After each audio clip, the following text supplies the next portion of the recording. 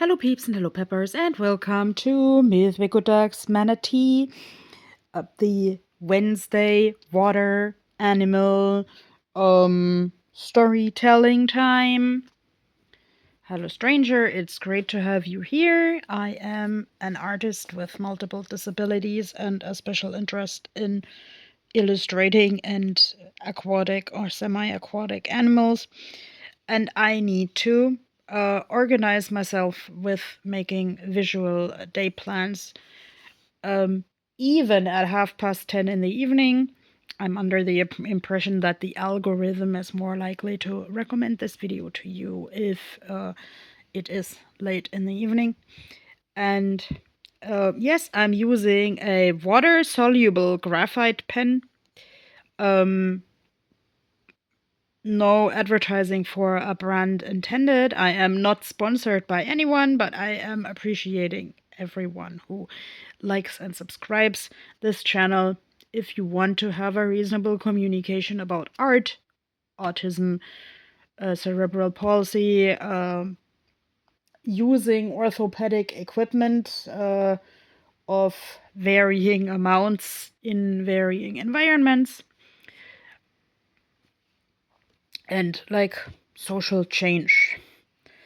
I am also a part of the queer community, depending on context, the individual. Do you call that denomination, or do you only call that denomination in religious contexts? May vary according to context, but of course I'm first and foremost a person. Or like even I'm people if you adhere to the idea that I have some traits of DID. And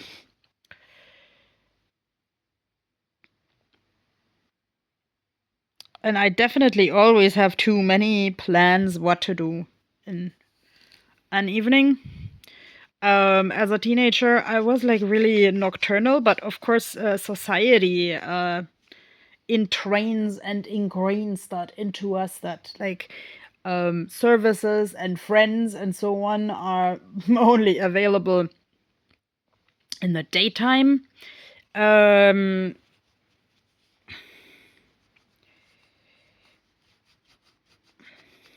Yes, I'm trying to erase some things that are ingrained in me, and I actually like semi-precious stone hearts, and I like this eraser that some kids gave to me, because yeah, I'm using an eraser whenever I have the feeling I need one. I'm usually drawing like really lightly in order to not need an eraser. So I can also draw over that stuff.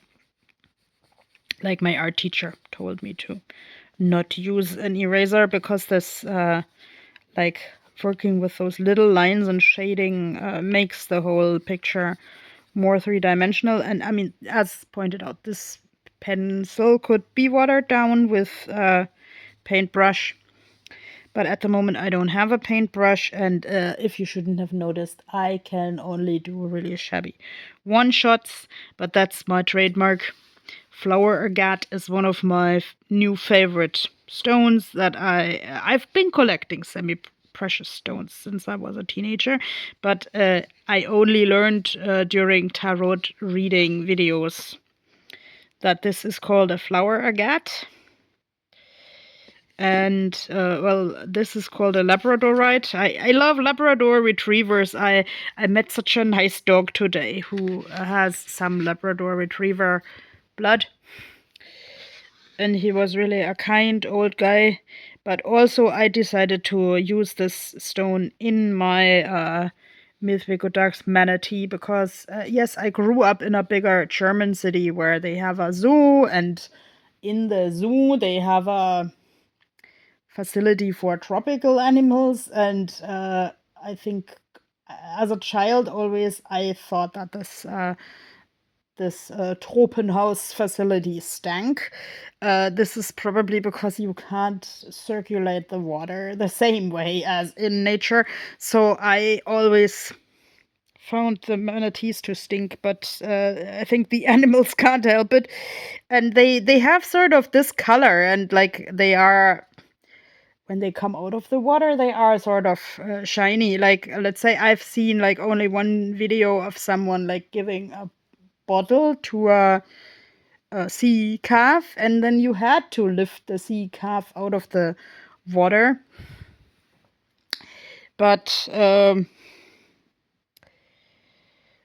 I trust people to not lift animals out of the water unless it's really necessary. And don't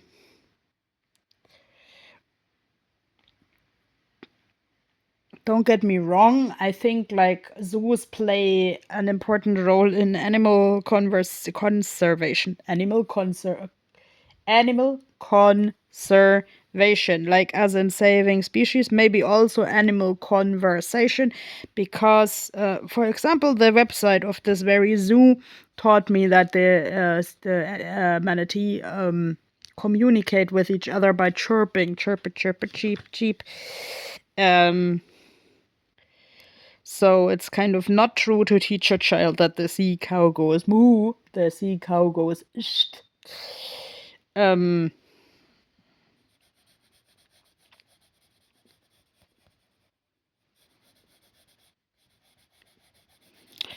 So actually, when I'm doing like stand-up comedy with my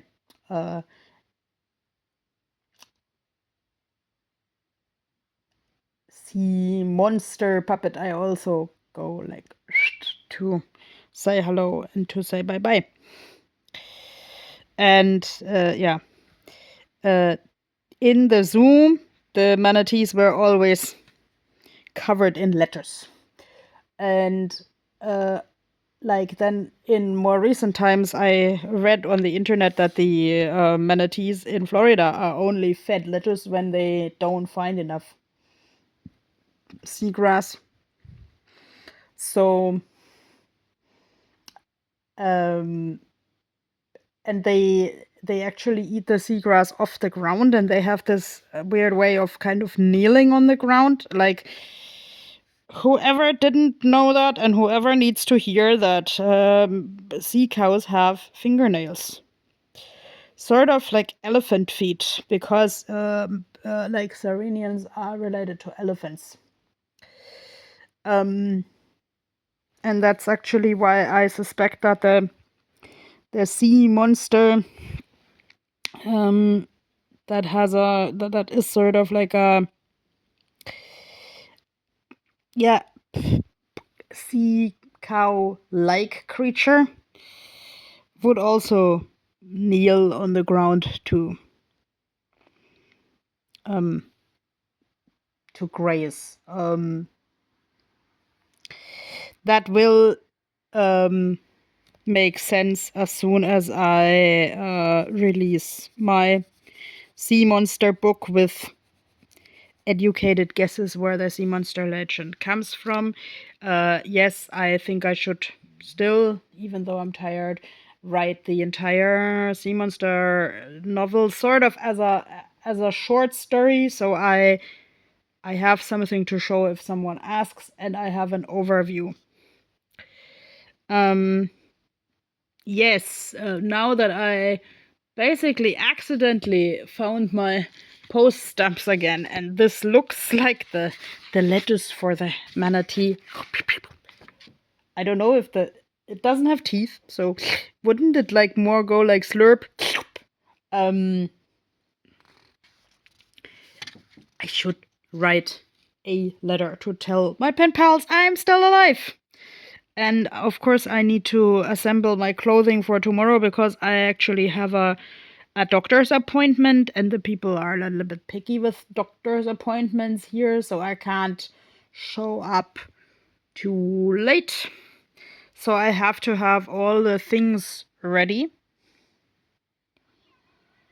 Would anyone want to update me on like the chemical composition on the flower agate? That would be really interesting, because like as a teenager in my chemistry book, they had a lot of pictures of stones in heart shapes, and actually actually, that was more interesting than the book itself.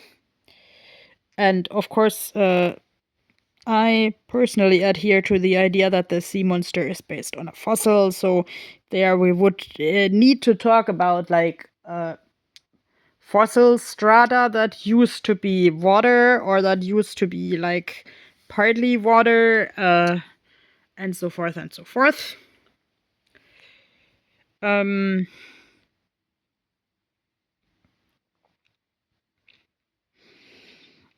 Yeah, I actually would say now that the evening plan is pretty clear, and I will do my very best to finish the entire plan. So I'm saying, and I wish you a great evening with your personal favorite creatures. And yeah, do it like a manatee, slow down, and don't be shy to graze what you like. Amen. Bye bye. Good night.